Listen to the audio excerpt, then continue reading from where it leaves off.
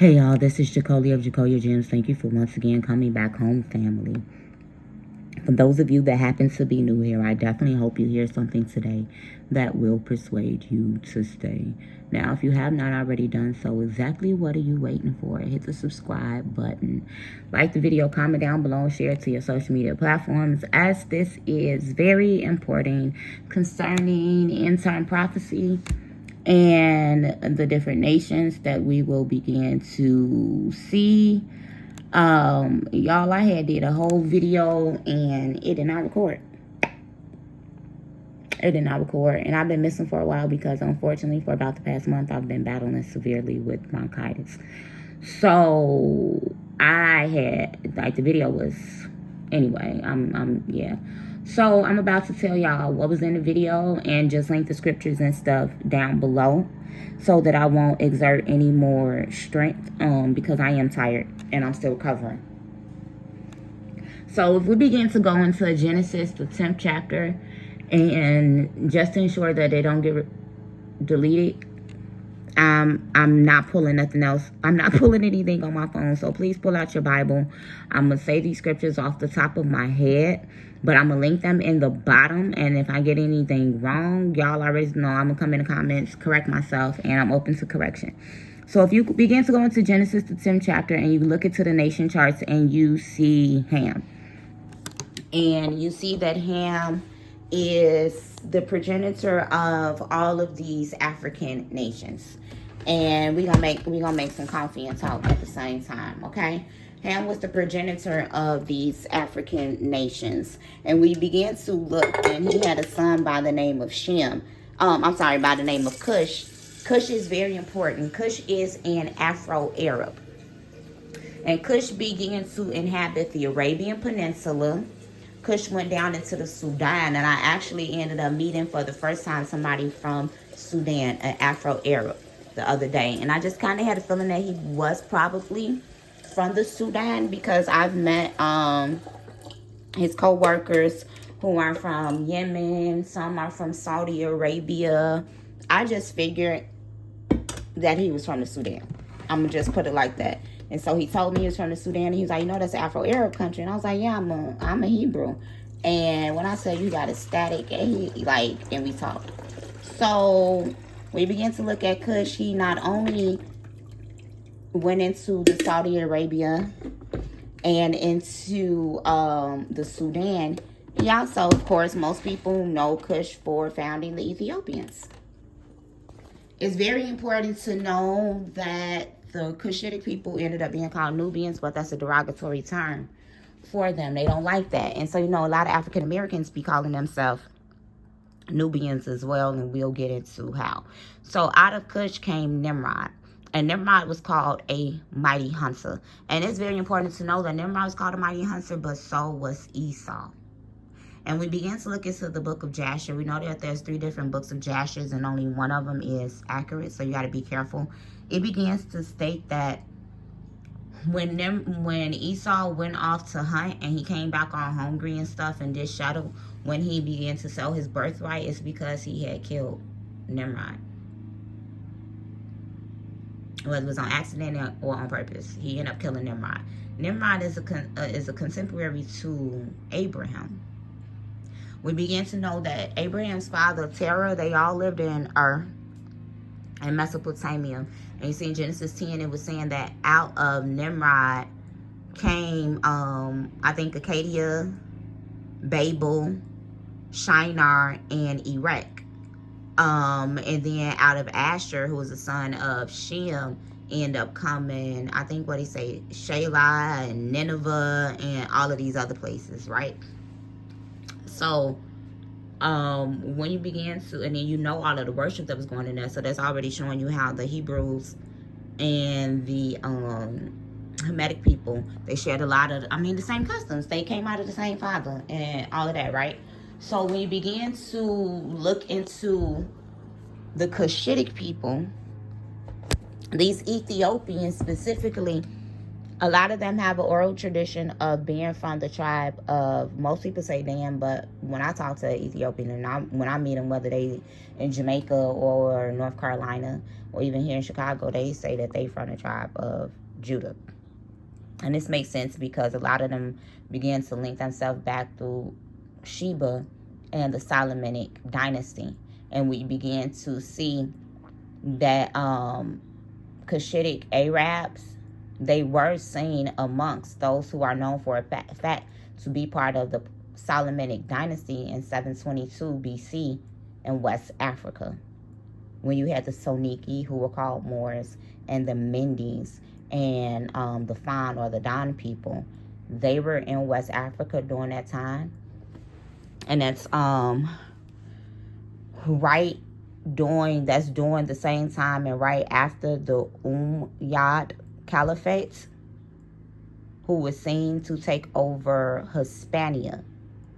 And these were the Arabs who began to become one with the Berbers, who are also called Moors. They went into Hispania, where the Israelites were living autonomously ever since 70 AD. And then in the 2nd century, where you began to see Judah and Benjamin live autonomously under the Hasmonean dynasty, when a lot of us were becoming Hellenized under the Greco rule. And this is in Antiochus Epiphanes, when he came in and he began to slaughter a black boar on our temple, which is a Canaanite custom that we see among Tyre and Zidon. So when you begin to look at Genesis, the 10th chapter, and you begin to see that Sidon, Tyre, they came out of Ham. They end up becoming one and the same with Dan at some point. So when you go to Genesis 14, when Lot ended up needing to be rescued by Abraham because they was not having it. So when you begin to look at Genesis 14, remember my Bible's not directly in front of me, you'll see the nations in Genesis 10 that's correlated to Ham in those nations and the ones with Shem. So when you begin to look at Elam, it's important to know that in Genesis 10, Elam is a Semite through Shem. And these are the Indians. The Indians had a great Persian influence. You see a lot of Jews in India on today, and they know that they are Jews. And unfortunately, when these are Hebraic markers, you will still see if a father is poor, he will sell his daughter. And they also still practice temple prostitution, which is why if you ever see me with a wig on, it's fake. And it's on purpose. It's not because I can't get some human hair. And if I do have some hair on my head, it's because I have fibromyalgia. I have a lot going on in my body, and my hair is really, really, really long and really thick. And it takes a lot. I can't always do my hair. And I just like to change up how I look. But most of the time, I'm going to do braids or crochets versus that. But that's why I wear synthetic hair. Because I used to wear 100% human hair where I'm getting it. But I began to notice I would snatch it off my head. I don't like stuff in my head. Like my kids can tell you, I don't like stuff in my head. So when you begin to look into all of this, you will begin to see that over in India, they keep the same practices as they did in Egypt, as they did in Sodom and Gomorrah, where these women will grow out their hair very, very long, and then they would shave and shave their head and sacrifice it to the deity. We still see these practices. These are Israelite practices. When you begin to see our Nazarite and they begin to take a vow and they grow out their hair, and at the end of their vow, they shave their head and they sacrifice it to the deity. So we begin to see Elam become confederate in Genesis, the 14th chapter, with Sodom, with Gomorrah, with the kings of Shinar and Babylon and so on and so forth. It's because that these people group are always amongst each other. And this will also lead us to Psalms 83. That these Semitic and Hamitic people will come to war against the children of Israel. Line upon line, precept on precept, here a little, there a little. Then when you go down some more, in Genesis 14, you'll see that they chased them out to Dan, the serpent of the worship of the serpent that you consistently see amongst the Dahomey. You consistently see this even amongst the Indians, even in Babylon and in Egypt and so on and so forth. So begin to remember when I did that video concerning the Amorites, and you begin to look down Genesis 10 when it say that Canaan is the father of the Amorites. And so you remember how I began to say that in history, the Amorites were described as having pale skin, blonde hair, blue eyes, and sometimes red hair. And they went into the Caucasus Mountain and founded Turkey. So there's a hypothesis that some of these Ashkenazim, now we have to know that the Ashkenazim are the Rhineland Negroes, the free and enslaved Moors, blacks, and mulattoes. So some of these people were passing. I had some passing ancestors, but then when they came here, they definitely got reclassified as black. Because if you scratch a lot, you have to remember that a lot of our people, they would even Christianize their name. And if they could pass, it was safer. Just like a lot of African Americans were reclassified as African American versus Native American because it was safer. So you have to remember that the Ashkenazim that you see today, a lot of these white people are real bloodline Jews. And they're not white people. They're not Amorites. They're not Caucasians. Their people were mulattoes who were passing. And so when you go back to their bloodline, you're going to end up finding a Negro. Like, we have to know that our European last names belong to us majority times, more times than not. History has been taught to us in reverse. So a lot of these Jewish who are truly Edomites, remember when we be talking about the Hasmonean dynasty, when we forcefully converted the Edomites to become Jews, to take on our religion, just like when you go into Isaiah, the 11th chapter and the 11th verse, it begins to talk about how in the end time prophecy, in the second Exodus, the Israelites that was left over from Cuth, which was in Mesopotamia, the ones left over from Hamath, which is in Africa, the Israelites left over from Elam, which we said was India, the ones left over from Sephardim, which is in Spain, all Havilah, which is connected to Shem, which is in Africa as well. And we also have to remember that when you begin to look in Genesis 10 amongst Ham, he had a son by the name of Dedan. Dedan goes into correlation with the Edomites. T-Man and Dedan. They have great prophecy of catastrophe in end-time prophecy. But we also have to know that Sheba was seen in Ham, but Sheba was also seen amongst the Shemites as well. And this is because these people groups inhabited the same places together as well. And plus, there were cities and countries with different names in the same regions. So we began to look at the Amorites going into the Caucasus Mountain and going into Turkey and founding it. These are people with Levant blood, with Near Eastern blood. And when you begin to read in Genesis 26 and Genesis 36, you'll begin to read and begin to prove out that Canaan indeed was married amongst by Ishmael as well as by Esau. And Esau through Eliphaz progenerated the Amalekites.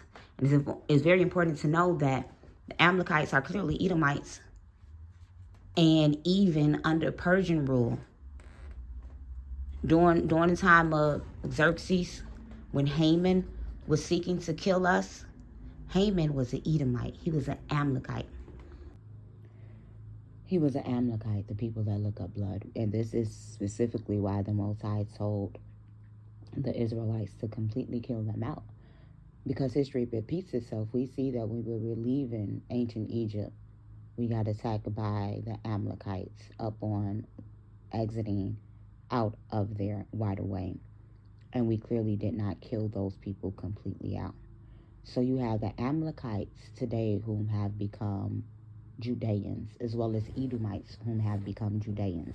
And this literally just means those whom were living in the providence of Judah and those whom converted to Judaism while living in that providence.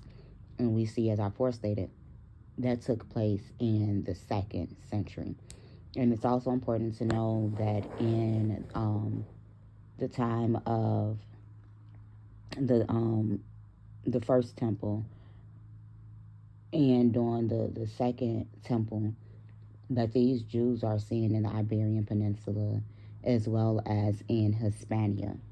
Now, it's very important to know that when I began to talk about the book of Isaiah, the 11th chapter and the 11th verse, that we were placed into these different places, causing the need for a second exodus. And then even when you begin to continue to read down to the bottom, it begins to say that when the people, the Israelites that are left over in Egypt, that the Most High will put his hand over the Egyptian sea and cause 7 streams to be created as dry strod, so that the people could walk out as they did in the time of us exiting Egypt, but it will be greater. So the second exodus will be greater. There will be 7 streams. And so when we begin to look into the fact that there have been several incursions and several different captivities, that in the time of us, the need for us to come out of those places is because under the Assyrian captivity, which we have spoken about before, we were removed out of our land. We were removed out of Jerusalem, which is where you get the Assyrian, Babylonian, Samaritans that you see today, whom keep a version of the Jews' religion alongside their pagan worship. And why is this important, and what does this have to do with the title of today's video, which is the Khazars and the Horites? Y'all know I'm lining all of this up. So as you know, as I forestated, how the Amorites are your Caucasians, your Turkish, and this is how even some of your Jewish. And it is due to the fact, as we said, now I have to keep saying it because of where I'm about to go with this, is when you begin to have the Amorites via Canaan. And you know that Esau married into Canaan. Esau married into Ishmael. Ishmael married into Canaan. And these Amorites went into Turkey, went into the Caucasus, and founded these places. And they are known to have Levant blood. They began to...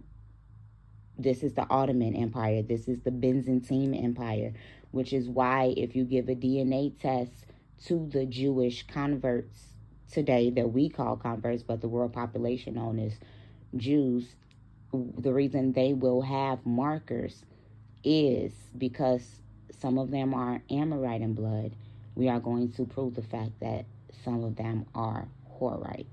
It's very important to know that the Horites began to be in Mount Seir. And this is also seen in Genesis 10, Genesis 26, Genesis 36.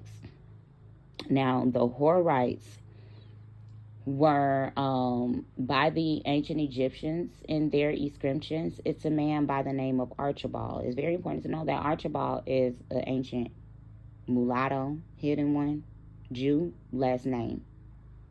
And this man was actually an Assyrianologist, and he spoke over 20 ancient languages.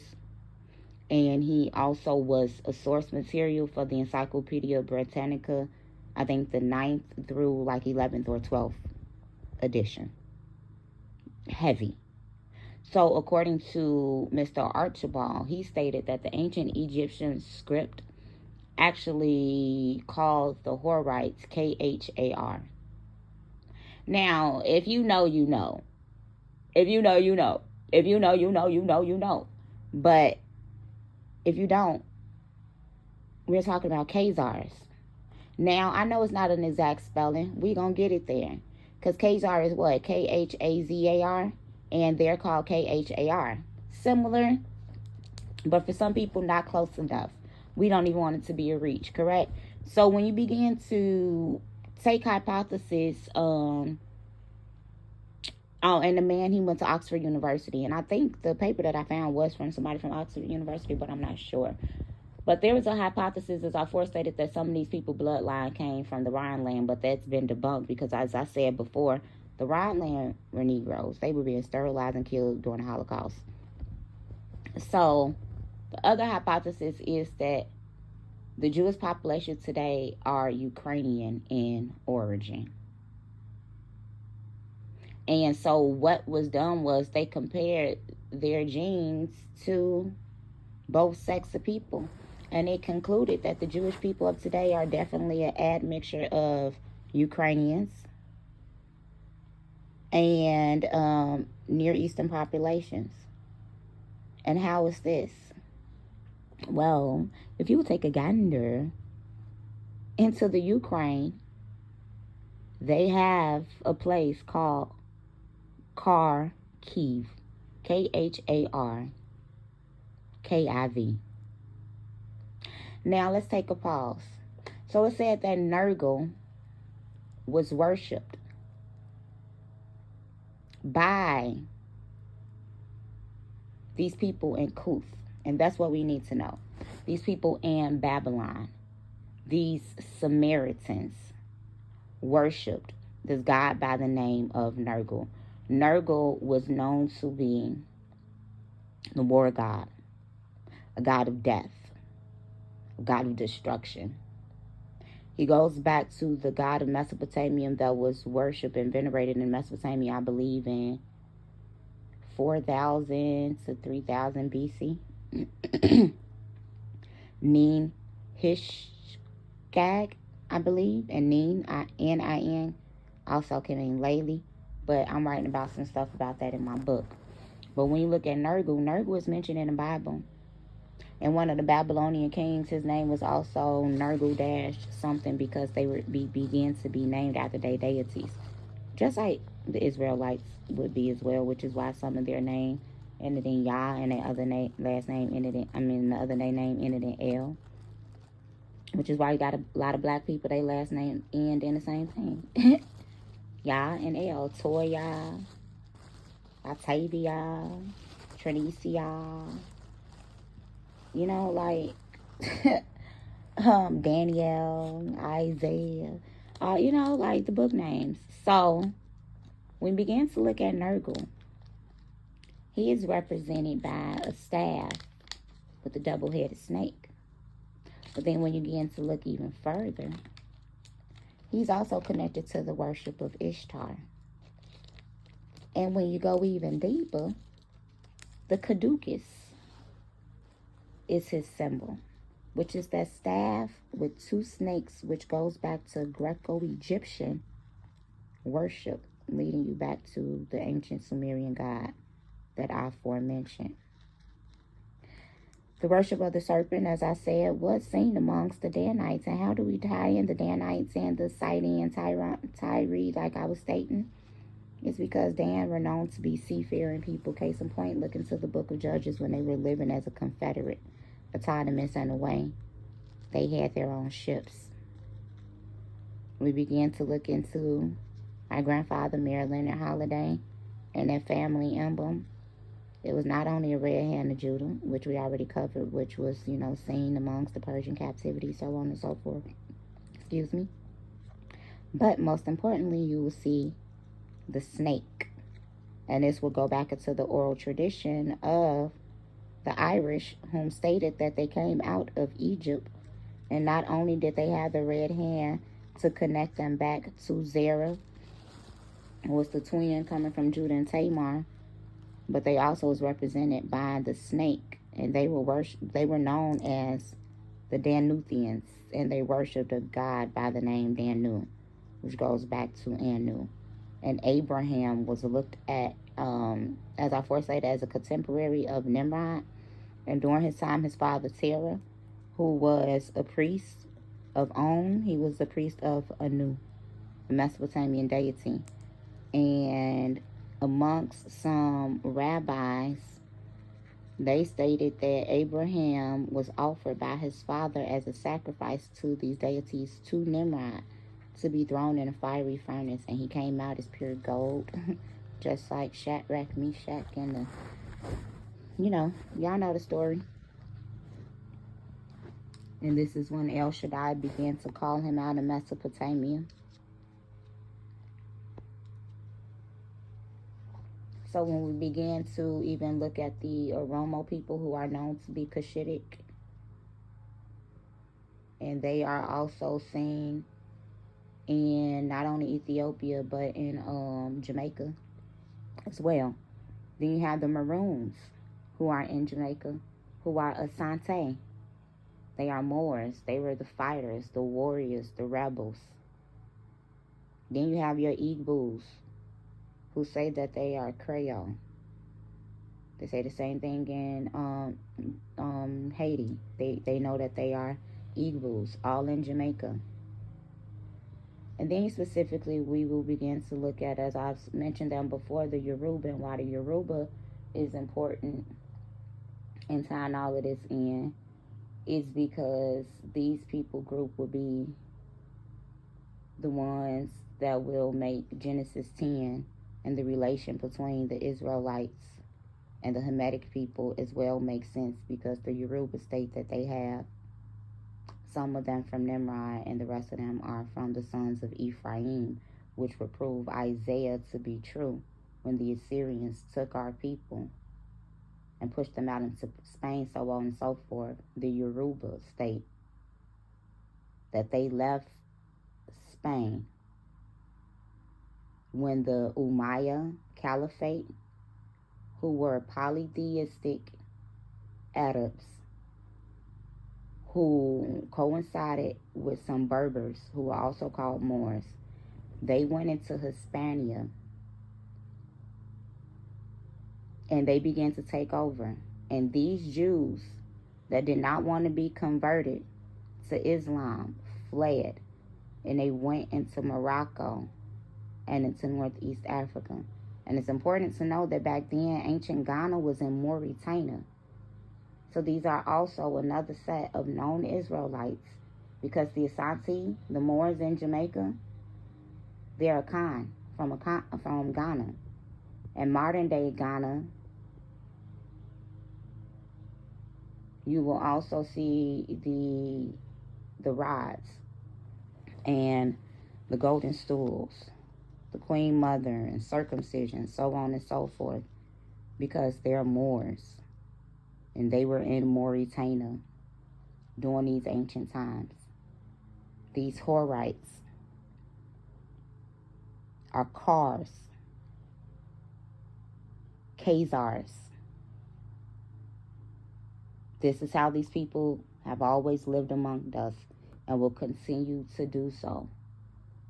So history has proven, DNA has proven, linguists have proven, and immigration has proven that some of these Jewish people are Amorites, Edomites, Horites. Let's continue to learn and grow together. This is Jacolia of Jacolia Gems. Line up on line, precept on precept. Here a little, there a little. Food for thought. Wait, y'all, I forgot something. This is how we prove that. Because if you go to Kharkiv, Kharkiv, their flag, their emblem, it has the cornucopia on there. And I know a lot of people are like, oh my God, that's Egyptologist, that's Babylonian.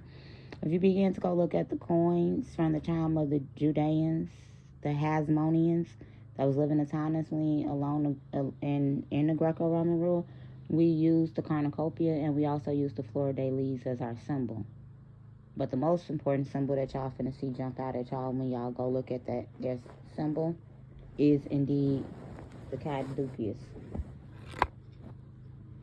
the rod with the two symbols, proving that the Kharkiv, Kharkiv, in the Ukraine, they worship Nergal, just as the Horites, the Huranians, did in ancient Egypt time. They continue their practices today. So, yeah, there we go. Bye.